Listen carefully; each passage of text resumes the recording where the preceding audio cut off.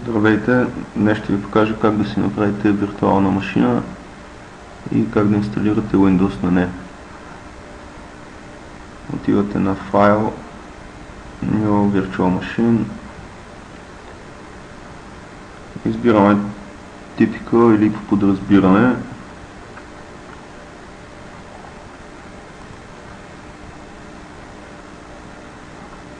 Давате на отметка I will install the operation system later. От тук може да си изберете операционната система. Ще инсталираме Windows. Избирате си версията.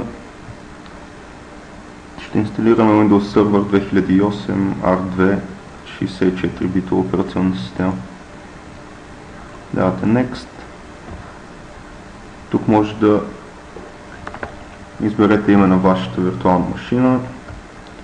Ще я кръстим Virtual Machine 3. Location, това е мястото, където да ви се запази вашата виртуална машина на вашия хард диск.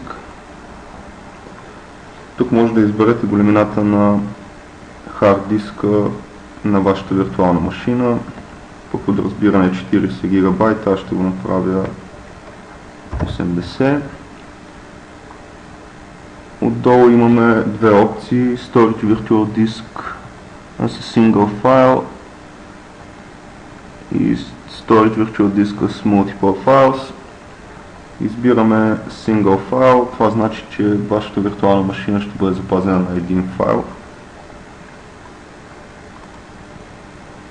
От тук може да промените настройките на вашата виртуална машина, с колко RAM памет да разполага, с колко ядра на процесора, различни периферни устройства, саунд карта, принтер, дисплей. Аз ще променя размера на RAM паметта, ще го направя 2 гигабайта.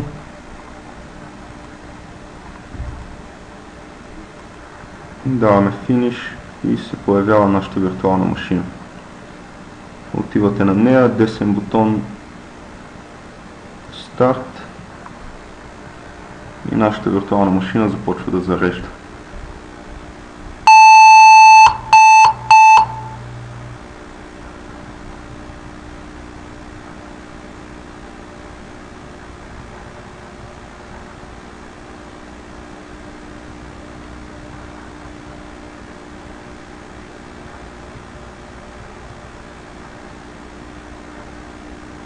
Изчакваме докато зареди. Ще ви излезе един надпис, че липсва операционна система.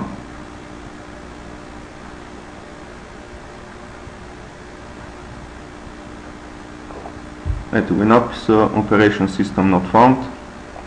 Отивате на вашата виртуална машина, десен бутон Settings, CD-DVD. Отбелязано е да бутва от вашето CD или DVD на вашата машина. Ние ще заредим нашия Windows от ISO файл. Избираме файла с нашия Windows и даваме OK. След това рестартираме.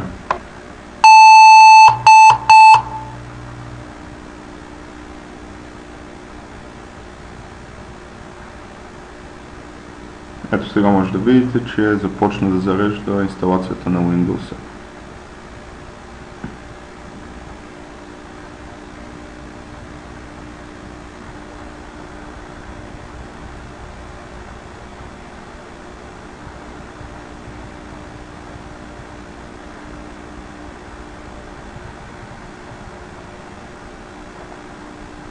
По време на инсталацията ще направим някои настройки на Windows, като език на Windows, регион.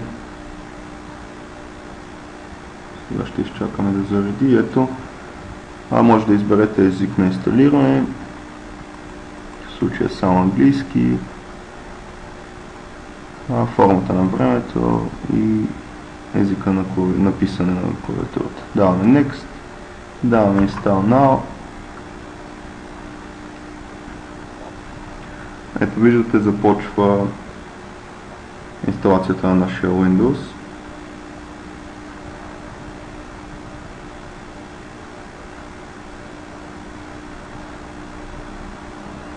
Така, тук може да изберете вида на вашия Windows Server 2008. Има като опция стандарт, Enterprise, Data Center и Web Server. Виждате, че има вариант на Full Installation и Server Core Installation. Разликата е, че в Full Installation инсталираме Windows с графичен дизайн, а в Server Control Installation нямаме графичен дизайн и всичко се извършва през конзола. В нашия случай избираме Server Windows 2008 R2 Standard Full Installation, даваме Next. Това е лиценза на Windows. Съгласяваме се с всичко. Next. Тук може да видите, има опция за Upgrade, в случай, че сте имали инсталиран Windows преди това, и Custom, както е нашия случай. Ние нямаме операционна система, избираме Custom. Ето го нашия хард диск. Ще го разделим на две части. Избираме Drive Options и избираме New. Ще направим един нов partition на нашия хард диск.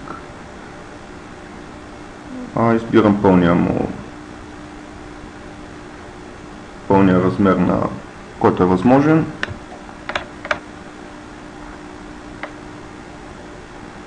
Окей.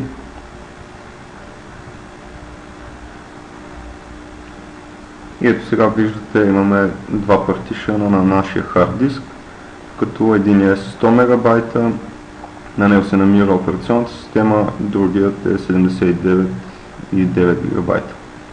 Трябва да форматираме новия партишен, който създавахме. Избираме формат. Тук ви предупреждава, че всичко, каквото е на вашия на вашия партишен, на вашия дял на хард диск, ще бъде изтрито. Даваме OK. Изчакваме докато форматира дяла. Ето, готово. Даваме Next. И тук започва инсталацията на нашия Windows.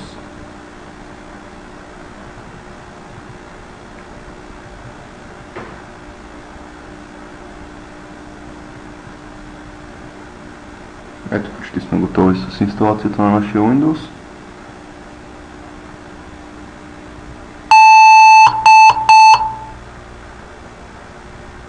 Сега Windows се рестартира. Изчакваме да зареди.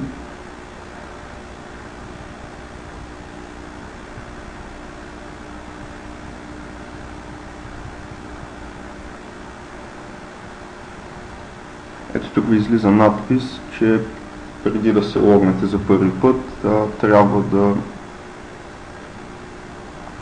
изберете парола за администратор. Избираме някаква парола.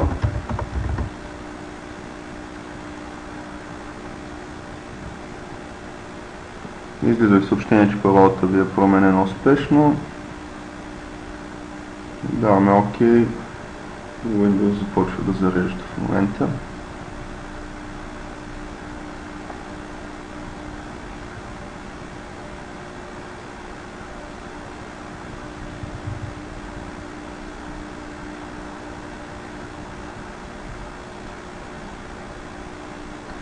И ето го нашия десктоп.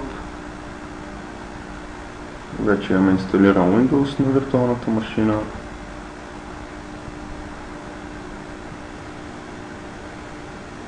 Всеки път, когато стартирате, ще ви излезне този прозорец. От него може да направите настройки на вашия Windows, да активирате вашия Windows, да промените часовата зона. Избирате Change Time Zone, избирате часовата зона, която искате. Давате OK.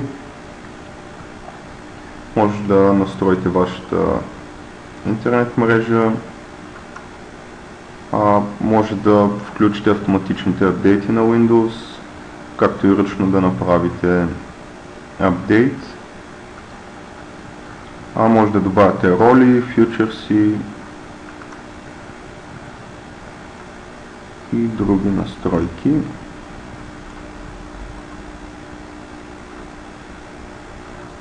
И с това нашата инсталация на Windows приключи.